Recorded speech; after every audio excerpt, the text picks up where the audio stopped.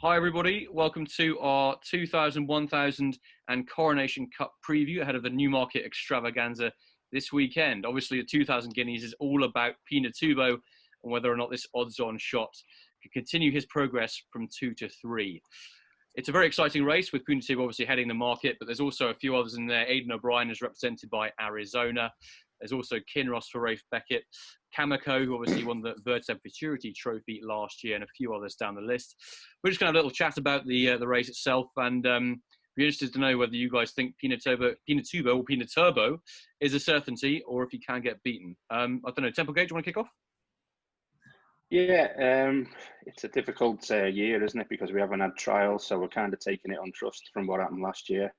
But you have to say, I mean, I've been watching racing for 30 odd years. Pinatubo, one of the most impressive 2-year-olds I've ever seen. That race at the National Stakes it won at the Curragh was ridiculous. Yeah.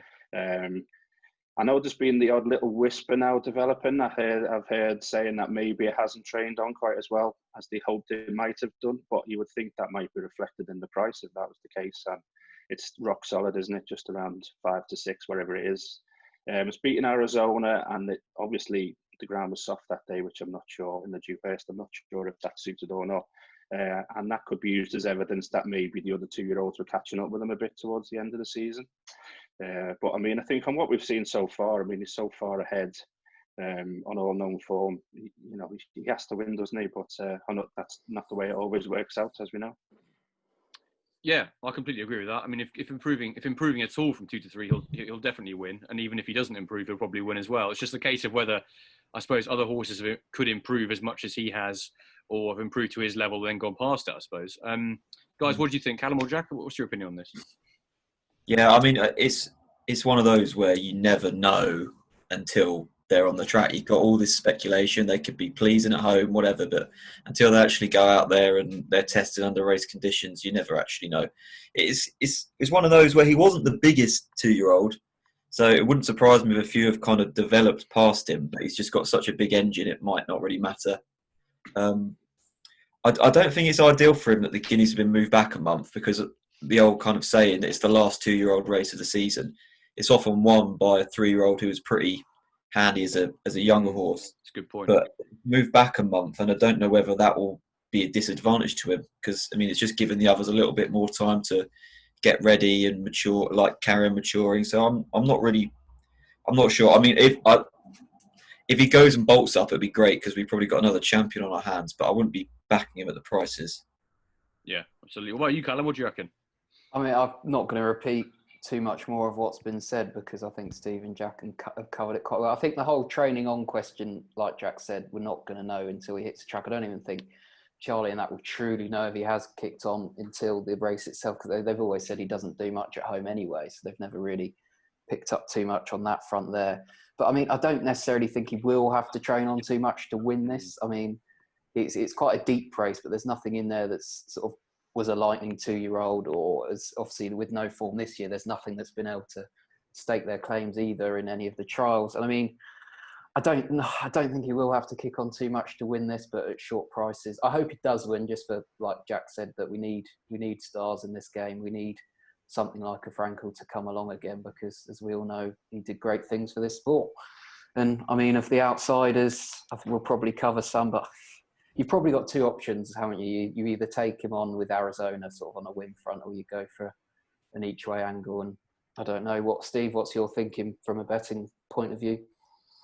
Yeah, I mean, it's one of those, isn't it? Are you tipping the one that you think's going to win, or are you tipping the one that you think's the best price? Because I mean, he should win, shouldn't he? But I mean, he's 5 to 6. We'll see. Maybe on the day he'll drift a bit if these so-called rumours about him not quite being ready are true. But I don't give them much credence, to be honest. I do quite like, if we're going to start talking about a few each way shouts, if you actually think the Godolphin horse, Military March, is quite a decent horse at around 16s, might want a bit further. But this, again, because it's being run kind of when the Derby should be run, it might end up being a bit more like a 10 furlong race, pace-wise and stamina-wise. I thought he was pretty good in the Autumn Stakes. And that would be my pick of the outsiders, along with one at a huge price, because I put him in my 10 to follow. I didn't think he'd be in this race, but Juan Elcano, I wrote him down after the Superlative Stakes, and I think he looks a nice prospect. I think he's 50 or even 66s. I'm not saying he's going to win this, obviously, but I'll be keeping a close eye on him. I'm not a huge fan of Arizona in terms of it's not a big enough price for me to think, oh, well, if it was tens or something, but yeah. And Aidan O'Brien's got the hoard in there, hasn't he? So he can't be that confident, as the old saying, if he's running that many. That's true. I agree. Yeah, go on. Sorry, Billy. No, so a couple of weeks, I think you could have got double figures about Arizona, but I mean, probably each way I would have been interested in him. But as soon as these stories started coming out about the drone that couldn't keep up with him, like his price has just started to. The worst thing in the world, isn't it? People listening to all these quotes before the races. I mean, the two favourites, the one about the drone over the gallops, and now that's the story around that one. And then Pinatubo not training. People saying he's been slow on the gallops. They've got private gallops, Godolphin. No one knows what he's doing on the gallops. But yeah, there we. I mean, of the outsiders, I think Kim Ross might be slightly overpriced. I think he was a bit unlucky in the Vertem. He was quite far back. Harry had to get him to work his Keene early on, and he got no real run there. Kamiko kicked on sort of between the 1 and 2, and Harry Bentley was already 3 or 4 lengths and gave him quite an easy time to the line there. I think he's about double the price of Kamiko, which I think is a bit too big. I think on Kamiko, just while I'm speaking, I think he's a bit short. I think he might be a bit better over sort of 10, maybe 12 furlongs as the season goes over. Yeah, I tend to help, wasn't he? Yeah. Sorry, I think he was really helped by that futurity being on the all-weather, wasn't he? Given his pedigree, his all-weather pedigree, hasn't he? And he was beaten by Royal Dornoch, wasn't he, the last time? Yeah, it was a big step up in form, wasn't it? Much big step up on form that run. Yeah, you want to see a bit more on turf from him, I think, before we could go into Kameko, in my opinion. But I actually agree with Callum. I think Kinross has got a big chance if improved. He only had 2 starts, hasn't he? And that was his second start was in a Group 1. I actually thought he travelled quite well into that race, but just didn't quite, as you say, get home in the end. And I think he could be a different. The way he was back that day as well. Yeah, I mean, there's people out there that like him, and I just think back on at Newmarket on that grass. He won his debut there, didn't he? I mean, I think Kingman as well. We all know what he did over a mile. I think out of the top sort of the fancied runners, I just think he's got the profile that fits perfectly for that top class miler. I think Pinatubo is obviously in that draw, but Arizona looked more of a sprinter, and a lot of the other sort of fancied runners I think are going to be better over further this year, but I could be completely wrong. Yeah, I just want to say as well, the 2 horses that Steve touched on, Military March and Manarcano, I back Military March. I think you're right. I think he's a really good each-way bet. Given his pedigree, obviously by a Derby winner out of a Yorkshire Oaks winner, but still have the speed to win over 7 on quick ground on debut. And then he showed really good battling qualities to win the group race in Newmarket. So he's got a massive engine, loads of potential. I mean, everyone's really talking him up for the Derby, and I don't see why he's been overlooked for this race, to be honest, because I mean, this race is often a great trial for the Derby in itself. You see a lot of Derby winners run well in the Guineas, so it wouldn't surprise me if he's bang there. It depends on how the races run, I guess, with him, wouldn't it? If it does become somewhat of a 2 furlong sprint, he might struggle a bit, and with quick ground especially. But there is a bit of rain forecast, and like you say, there should be pace on. It's a top race, and Ballysoil have obviously got 4 in there. Of the Ballydor runners, I actually quite like Wichita, just because he finished 3rd in the Dewhurst, and that was on softer ground than ideal. I think he would have liked it a bit firmer than that. And hopefully they'll have it firmer this time. And I just think, considering how we never really know how Aiden's going to improve from 2 to 3, do we? I mean, look at Hermosa when she won the Guineas last year. She improved like you'd never expected to. So hopefully if he finds a bit of improvement now, I reckon he actually might be the O'Brien number 1. You never know. But he's a big price. And I think considering his form really isn't that far off Pinatubo, and if he's got a bit of improvement to come, which so many of O'Brien's do, he could be in the shake-up, hopefully. But yeah. We'll see.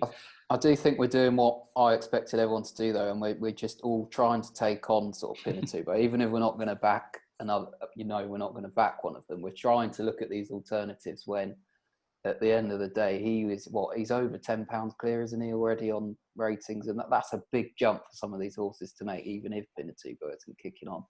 And I just think that people are going to tie themselves to not going through all these alternatives. So this horse might improve, this horse will improve, and I just think Pinatubo should win. I'm not going to be backing him, but I just hope he does do the business. Yeah, for me, the only thing that's going to get him beaten really is the stamina test, because he looks like a really quick, fast sprinting horse type. I mean, you can probably get a mile, but anything to make it, as Steve said earlier, if they make it into a sort of 10 furlong test, that's when he could come unstuck. But he's got so much pace and he just fit into the race very easily. It is hard to see that happening. So, okay, well, should we just do a few selections then? What do you reckon, Jack? I've backed Military March each way, and that'll probably be my only bet in the race. Lovely. Steve? Pinatubo win surely, Military March each way for me. Callum? Not sure I will have a bet, but I think Pinatubo, for me, it sounds stupid, it's the most likely winner. But Kim Ross, I do think he's each way.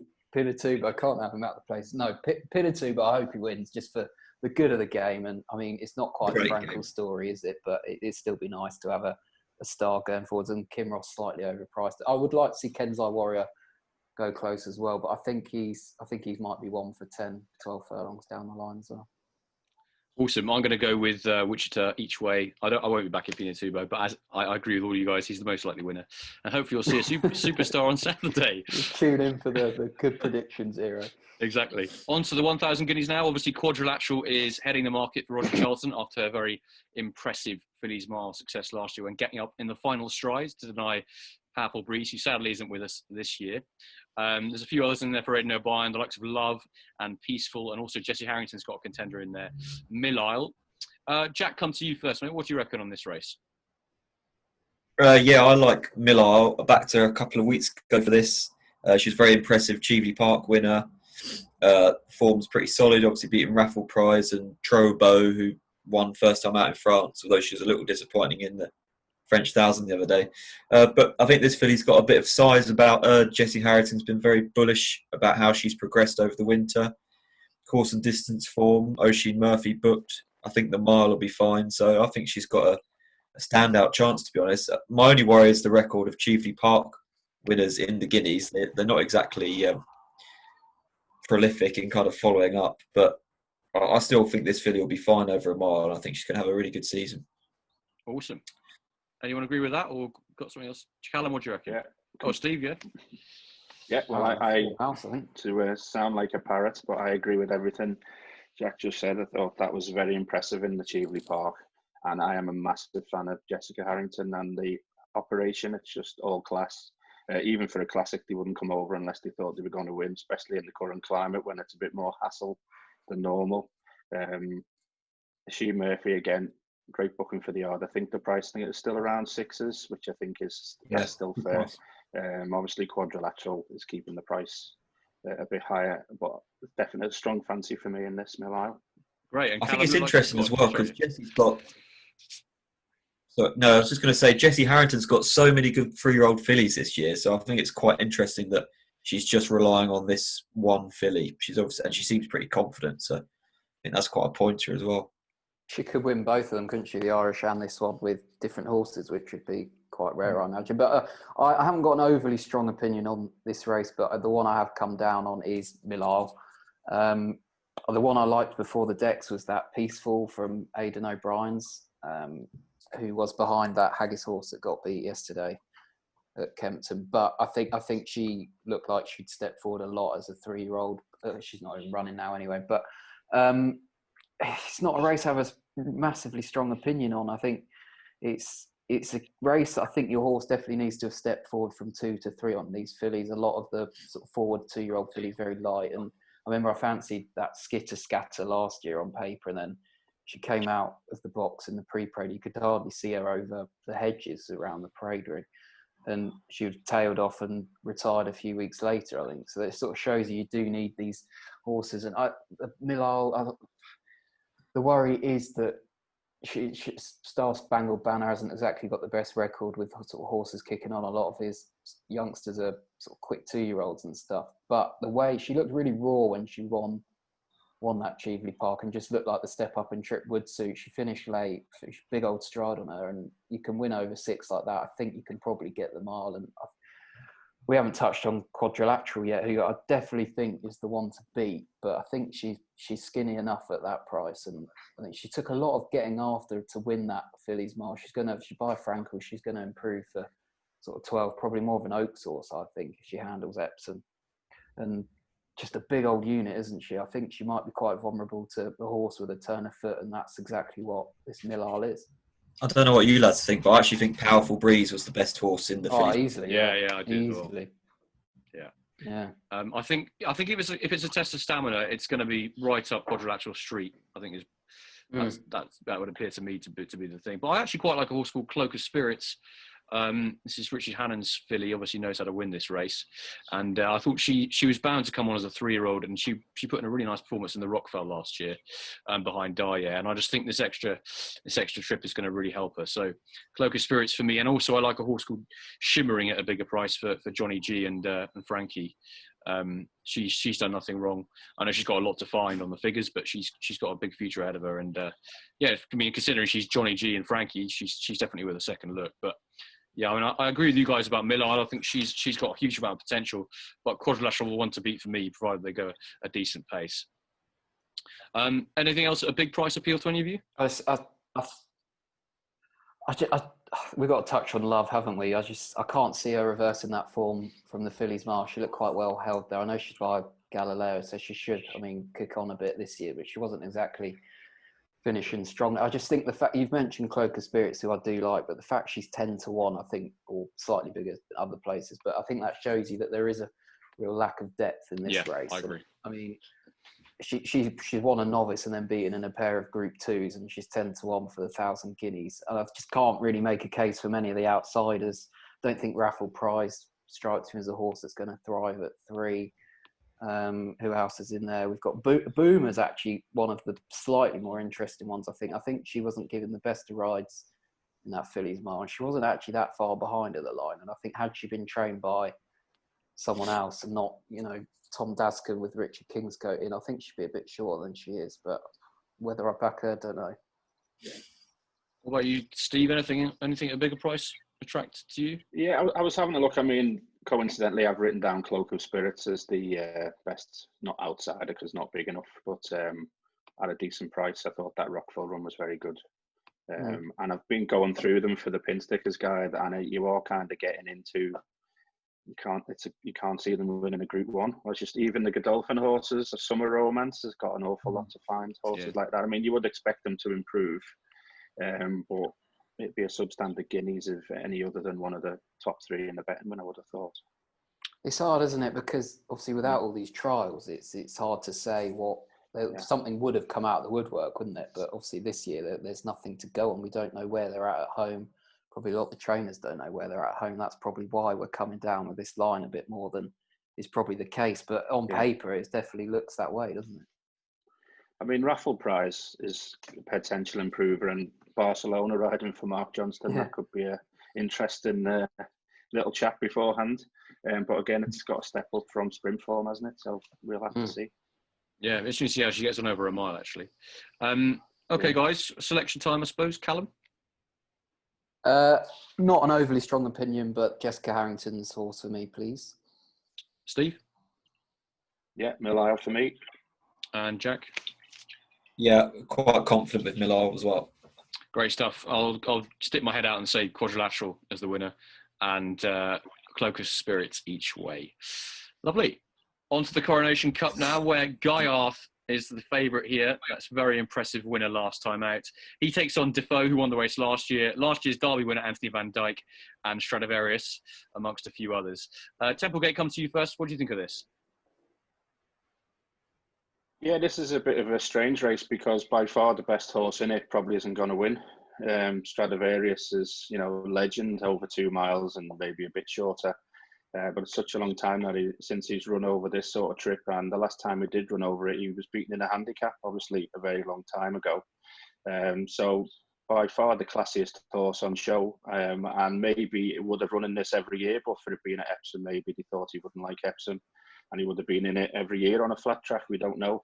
But I think it's asking a lot for a stayer to come back in trip in a Group 1 against some pretty decent horses, for all the fact that he's a superstar.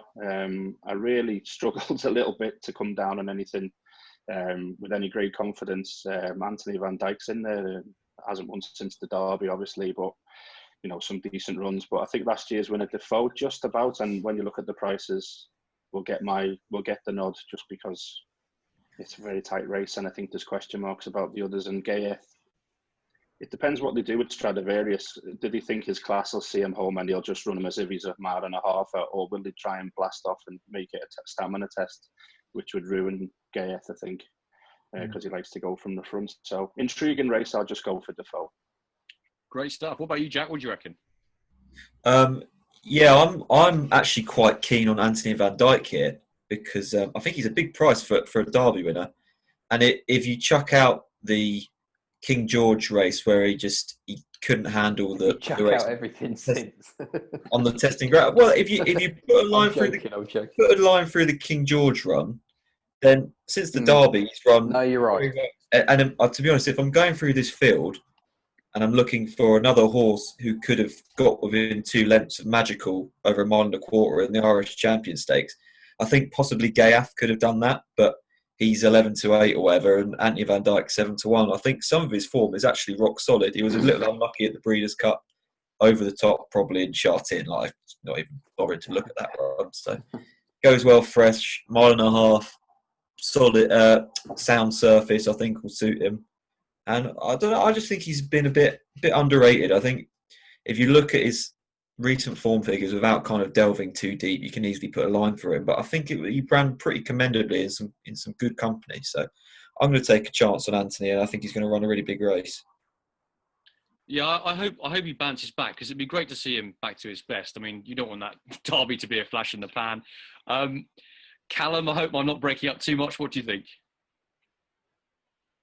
No, I got the gist of that. It is a really trappy race, isn't it? 7 runners on that wide open rolling mile. It's going to be, it's tactical. I don't know what's going to happen. I think Gayeth obviously needs to go off in front. But like Steve said, where does that leave Stradivarius?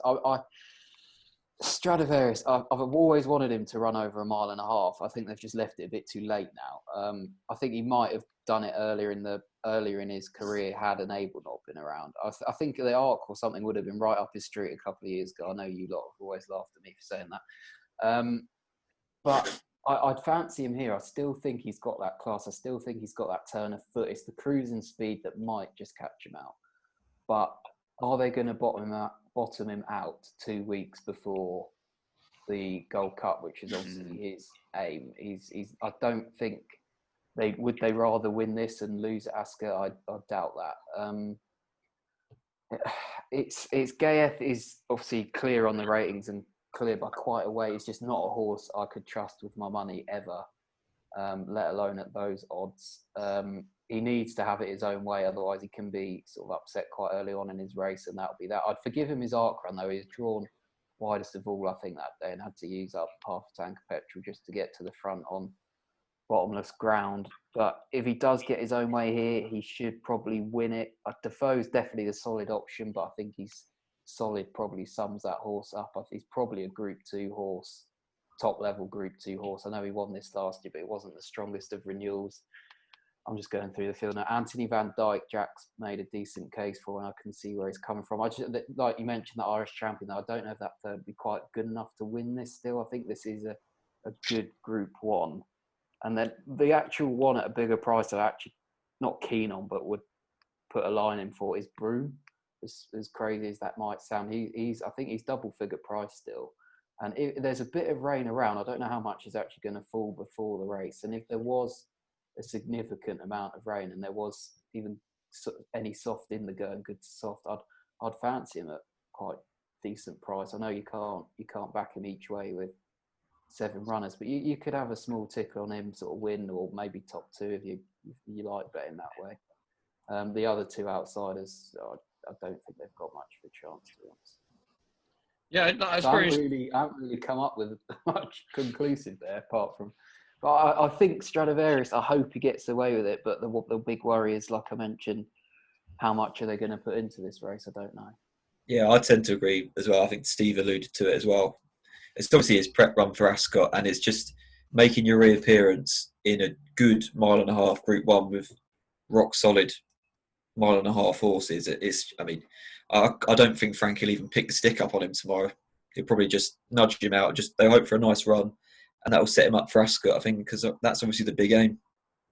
I mean, I'm sort of reading between the lines, which is always dangerous, but I do think he might be more forward than some of John Gosden's runners, just because Ascot's always said they're going to be in the June 16th slot. So they've always known when it's going to be, whilst a lot of the other horses, they haven't known exactly when they're going to be coming back. And Frankie has sat on Stradivarius a couple of times at home, which he hasn't done on any of the other stars at Gosden's yet. So the signs are there that he might be a little bit more forward. People have been saying Gosden start the season really well. I don't think he has.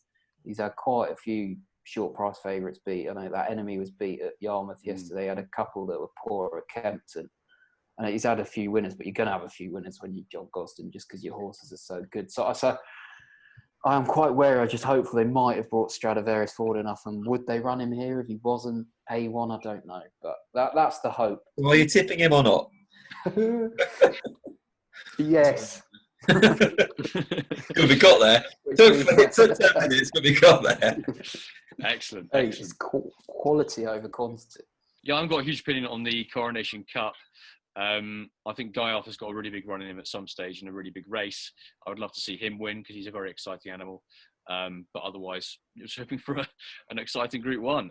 Any other bets for the weekend, guys? We haven't... Go on. Callum, what Sorry, we I got? was just going to finish on Gav. We haven't actually spoke about. Oh yeah, go on. He's the third top rated horse in the world, which is bonkers when you think about it. It's only, I think it's Enable and is it Beauty Generation in Hong Kong that's the same as Enable or something. But anyway, it is crazy. He hasn't run in England though since he was a 2-year-old, which is the worry. And if he does bring his best, he'll probably win this, I think.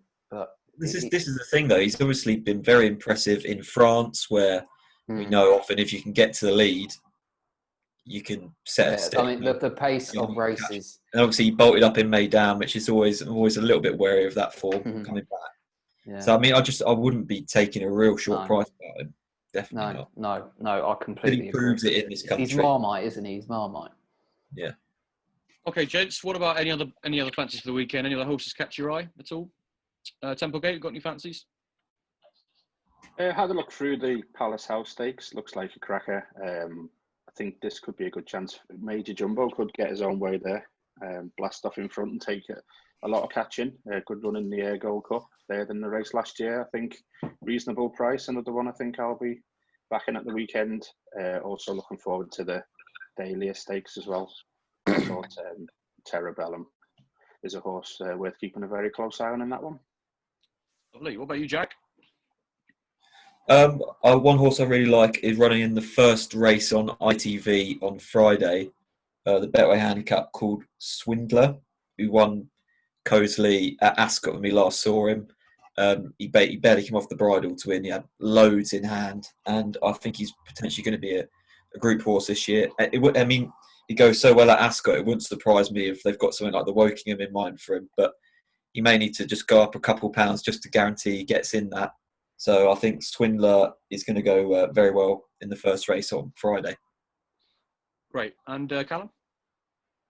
I really like Oxted in the Aberdeen up against Brando. His price has shrunk sort of in half since the early betting came out. But Brando's short. I think it's about 11 to 8, 6 to 4 in most places. And he's 8 now. He got beaten this at short price last season. And apart from Oxted, there's Keystroke in there too, who actually won it, but it's a bit fortunate that day at 66 to 1 or something. It's a really, really weak Group 3, apart from Oxted and Brando. I think the rest are more or less sort of handicappers listed horses. And Oxted is 4 now, horse on the up. I think he looked really smart sort of towards the end of last season. I know he was mainly in handicaps himself, but I think he'll progress this year. And I think he'll beat these quite cosily tomorrow. And I think we'll see him in sort of Group 2, Group 3 races, and potentially maybe a bit more of that towards the end of the season. I think he should win tomorrow. Friday, I think it is. Yeah, Friday tomorrow, quite cosily. Lovely. I'm a big fan of Oxted as well, actually. It was last year when he won the Portland. I like Fold Koenig. I'm really looking forward to seeing this John Gosden horse who won so easily at Wolverhampton on debut. Really impressive that day. Looks like he could be another Jack Hobbs type. just because obviously you won at Wolverhampton on debut. I also like Sangarius, obviously, is one to watch out for Stout. He's got a really big future, won the Hampton Court really nicely last year at Ascot. And then the other one I like as well is Moss Gill, this improving sprinter for James Bethel. He runs in the Palace House Stakes. And he's James Bethel obviously doesn't have that many really top-class horses, but I think this one hopefully will make the grade. And I was quite impressed. Not only beat 2 rivals at Wolverhampton when he returned earlier in the year, but it was a decent enough performance and he beat them pretty easily. Looked a sprinter going places. So hopefully Moss Gill can... excuse me. Hopefully Moss Gill can run a big race on Saturday. Thanks, guys. Anything to add, or are we all done now? All done here, Billy. Great stuff. Thanks very much. Yep.